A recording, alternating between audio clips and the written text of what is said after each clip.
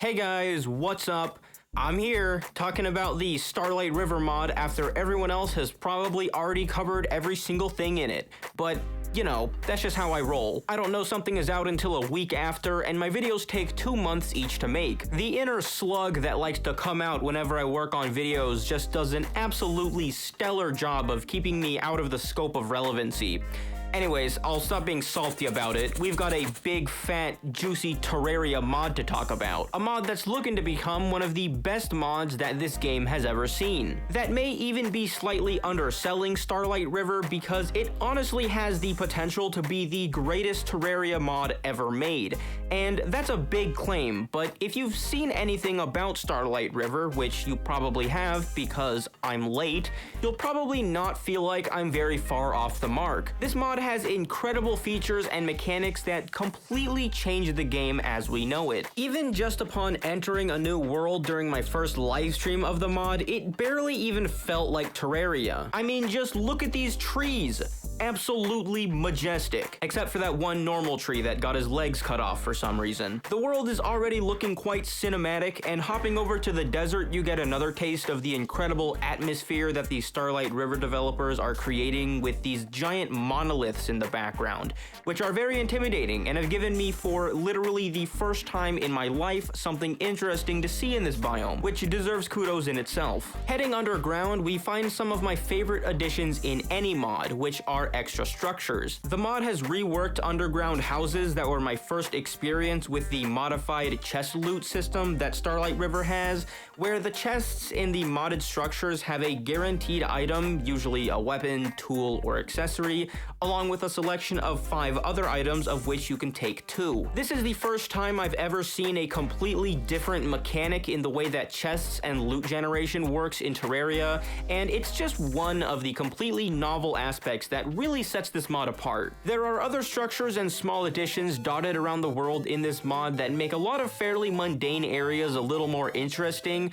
like this shrine in the caverns layer that houses a statue, which when interacted with glows a very menacing shade of red and summons waves of shadow monsters to attack you. It's an interesting little encounter that gives you some items if you beat it, though the obscenely powerful skeleton archer shadows that killed me a number of times that I will not specify made it almost not even worth the trouble. I did craft the dull blade that I got into a neat golden skull guillotine thing that executes low health enemies though, which I actually got some use out of, which is pretty cool. This singular interesting encounter made a little splash, but there's a multitude of things to see elsewhere in the caves, like these special glowing objects that you find in modded buildings as well as standard underground houses, which are just cool to look at and also serve as a bit of a mystery when you start the game, as they're clearly interactable, however you're not actually able to do anything with them. They're clearly a big part of the mod too, since they're not only found underground but also in places like floating islands and in the Vitric desert biome found in the underground desert. Once you learn more about Starlight River's special ability system, which revolves around an energy called Starlight, unsurprisingly,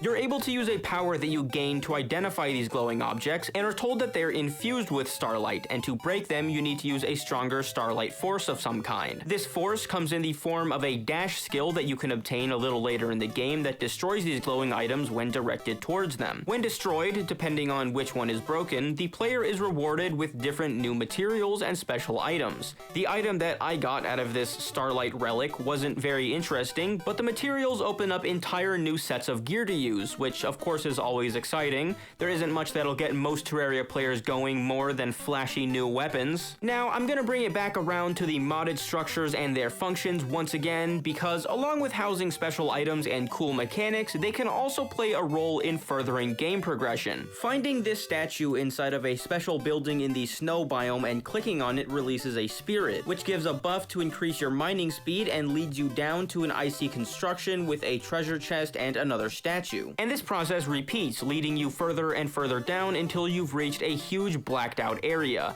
And this, the blacked out area, singularly, is one of the most incredible moments I've ever experienced in this game. This is a really weird material. That is so cool. Oh no. Oh. What am I supposed to do?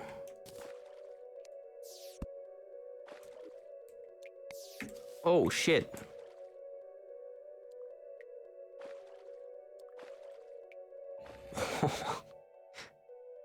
There he is. Oh shit. My ride left. It follows you, bro. Oh my god. Like, this is insane, dude. I'm just marveling at this right now. This is crazy. That looks really cool. It does look really cool. This is, like, actually the coolest thing I've seen in Terraria. Like, the coolest singular, like, experience here. As you could probably tell, this is the arena for the first boss in Starlight River, Aurorical. This weird container-looking area is a completely isolated place for the fight to happen in, and this isolation is what made it feel so special to me. Even though how the area is cut off from the rest of the world isn't quite perfect, as you can still hear and interact with enemies and such that are outside, it's absolutely the best example of immersion in a boss and its environment that I've ever seen in Terraria.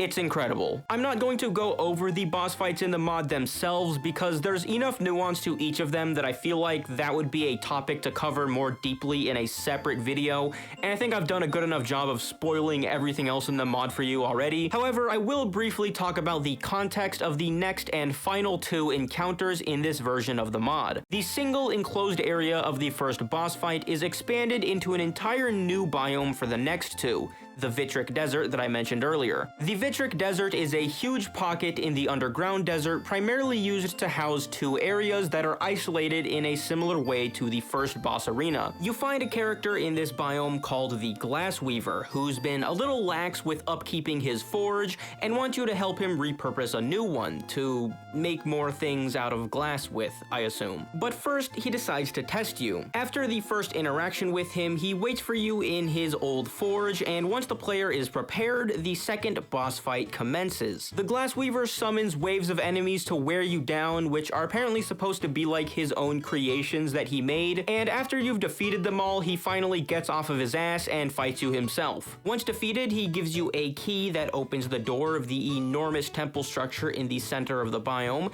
which the player is told is where the new forge is located. The goal in entering this structure is to restart the forge, which has fallen into disrepair, by defeating enemies and solving puzzles. It is also where you obtain the Forbidden Winds ability, which is a multi-directional dash that is a really strong new movement option and is the ability used to break starlight-infused objects that I mentioned earlier. Once you've gotten the skill and restarted the forge and escaped the temple, there's this little innocuous crystal on top of it that you can break that just happens to be covering the requisite boss summoning altar. Once the altar is freed, ruined walls and platforms assemble above the temple, creating a new arena. Again, I won't go into specifics about the boss, which is a big ceramic snake thing named Kairos, but it looks incredible. The fight is also incredible. It's very intense and incorporates an interaction with Forbidden Winds, which I think is a really fun way to have the player put the new skill into practice after just having gotten it. My only gripe with the fight was that I got a lot of outside interference from monsters, which got in my way while trying to dodge attacks and hit me with projectiles doing over 200 damage and completely slaughtered me. This is a pre-Skeletron area and boss, mind you. This much damage has no business being in the middle of my boss fight. This thing might need some tuning, and the monsters flooding the boss arena is something that really needs to be fixed, but obviously I can't hold too much against the developers since Starlight River is in open alpha, but I do hope that I'll be able to brave this fight with a little less resistance from the audience next time I do a playthrough. Fortunately, I was blessed by the Moonlord above in one of these fights and was able to beat Kairos, and with the current final boss defeated,